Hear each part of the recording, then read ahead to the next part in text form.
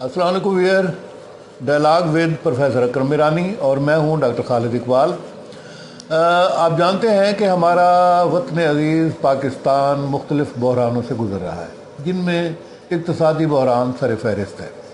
تو ایسے میں ایک سوال پیدا ہوتا ہے کہ جو ہماری وہیکل انڈسٹری ہے، کار انڈسٹری، کیا یہ بھی کسی بحران میں ہے یا بند ہونے جا رہی ہے؟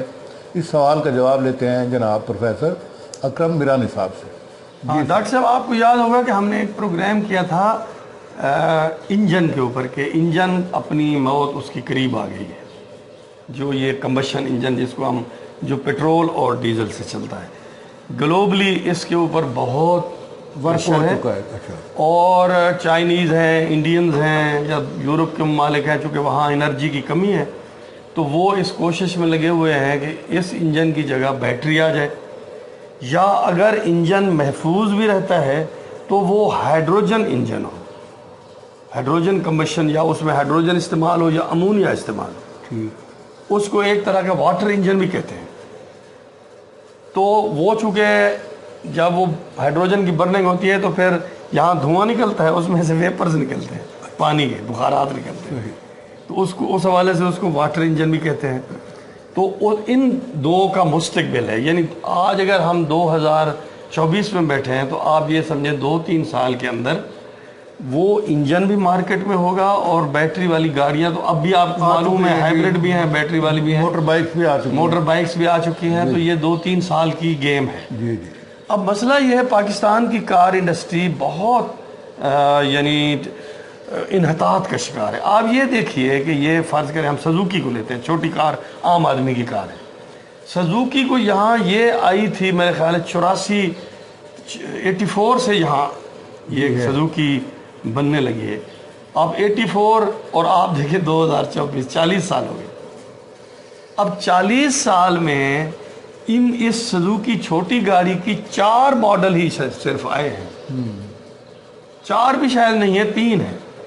دیکھیے پہلے ایک طرح کی ہوتی تھی سزوکی، وہ پھر ایک میران ٹائپ آئی، وہ بہت عرصہ چلتی رہی، اب یہ نئی جو آئی ہے، تو 3 ماڈل ہیں ٹوٹل۔ اب یہ کیا انڈسٹری ہے؟ 40 سال میں 3 ماڈل، کوئی وہ اچھا پھر یہ انوویشن، اور اس میں کوئی سہولت ایسی نہیں ایڈ نہیں کی بالکل جس سے اس میں کوئی کمفرٹ ہو، بالکل کچھ بھی نہیں۔ اچھا اب یہ ہے کہ چائنیز جو ہے، آپ کو پتہ ہے چائنیز، ایک دفعہ ہم نے بات کی تھی کہ چائنیز یہ سمجھ چکے ہیں کہ وہ کمبشن انجن والی گاڑی میں وہ دنیا کا مقابلہ نہیں کر سکتے۔ اس میں جاپان، یورپ، امریکہ، جرمنی آگے ہے، کوریا۔ تو انہوں نے کیا کیا، اس میں مقابلہ کرنے کی کمپٹیشن کی بجائے انہوں نے ایک سٹیپ آگے لیا، وہ الیکٹرک وہیکل، ہائیبرڈ گاڑیاں وہ بنا رہے ہیں۔ اور مجھے جو معلومات ہیں وہ یہ ہے کہ گورنمنٹ آف پاکستان کے ساتھ ان کا یہ نیگوسیشن ہے، جو کمپنیاں ان کی یہاں کام کر رہی ہیں وہ بہت جلد چھوٹی الیکٹرک کار یہاں انٹروڈیوس کروانا چاہتے ہیں۔ اب فرض کریں کہ وہ ایک چھوٹی الیکٹرک کار آ جاتی ہے، اب آپ کے پاس 24-25 سے لے کے 30 لاکھ روپے تک آ رہی ہے سزوکی، یہ جو 650 سی سی، اگر وہ اسی قیمت میں آپ کو الیکٹرک گاڑی یا ہائیبرڈ گاڑی چھوٹی دے دیتے ہیں تو اس سزوکی کو کون لے گا؟ بالکل اس کو پریفر کریں گے، اس کو ہر کوئی پریفر کرے گا۔ یہ بات، یہ جو ہماری 3 بڑی انڈسٹریز ہیں، گاڑیاں ہیں، 4 بڑے ہیں یہاں، ٹویوٹا ہوگی، ہونڈا ہوگی، سزوکی ہوگی یا کیا ہوگی، ان کو چاہیے کہ یہ چھوٹی اور درمیانے سائز کی الیکٹرک گاڑیاں افورڈیبل پرائز پہ لائیں۔ بالکل دیکھیے پاکستان کے پاس تو ہم امپورٹ کرتے ہیں فیول، ہمارے اوپر تو پہلے بہت بوجھ ہے۔ اب 40 سال جس گاڑی کو ہو گئے ہیں، ایک گاڑی بھی وہ ایکسپورٹ نہیں کرتی، اور اس میں انوویشن بھی نہیں لاتی، بہتری بھی نہیں لاتی۔ اس کو تو اب بیٹری پہ چلا جانا چاہیے تھا نا۔ بالکل اب کم از کم 40 سال سے اس کو سیکیورٹی ملی ہوئی ہے، اس کو اب اس کی تو الیکٹرک گاڑیاں ہونی چاہیے تھی، اور اس نے ایک قدم بھی نہیں لیا الیکٹرک گاڑی کی طرف۔ تو ڈاکٹر صاحب یہ ہے کہ اگر یہ رویہ ان گاڑیوں کا رہا تو آپ دیکھ لیجئے گا کہ چائنیز جو گاڑیاں ہیں وہ اس مارکیٹ کو کیپچر کر لیں گے، قیمت کے حوالے سے بھی اور اپنے فیچرز کے لحاظ سے بھی اور الیکٹرک ہونے کی وجہ سے، ہائیبرڈ ہونے کی وجہ سے، نتیجتاً یہ جو جیپنیز ہماری 3 کمپنیاں ہیں اور ایک کوریا کی کمپنی ہے کیا، یہ چاروں کی چاروں خطرے میں ہیں۔ اور ان کے جو ہمارے لوکل پارٹنرز ہیں جاپان کے، ان کو چاہیے کہ یہ اس کو بیٹری کی طرف لے جائیں، انجن کو نکالنے کی کوشش کریں، تاکہ اپنا جو ان کا کنزیومر ہے، اب کنزیومر ان کو چھوڑ بھی رہا ہے چونکہ ان کی گاڑیاں ایفیشینٹ بھی نہیں ہیں۔ ریسنٹ ٹائم میں ہم نے دیکھا کہ جو امپورٹڈ گاڑیاں ہیں جو ایفیشینٹ، ان کی مارکیٹ بڑھتی جا رہی ہے۔ لوگ کہتے ہیں یار یہ ایک 80 لاکھ کی گاڑی ہے، فرض کریں کہ سیوک گاڑی ہے، 80 لاکھ کروڑ روپے کی گاڑی ہے، اور کوئی اس میں جدت نہیں ہے، سہولتیں بھی نہیں ہیں۔ اب یہ اگر انڈیا سے آپ تجارت تھوڑی سی شروع کر دیں، یہ بالکل ہی ختم ہو جائے بالکل۔ انڈیا کی جو گاڑیاں سستی بھی ہیں اور ان سے جدید بھی ہیں، تو یہ کوئی طریقہ نہیں ہماری انڈسٹری کا۔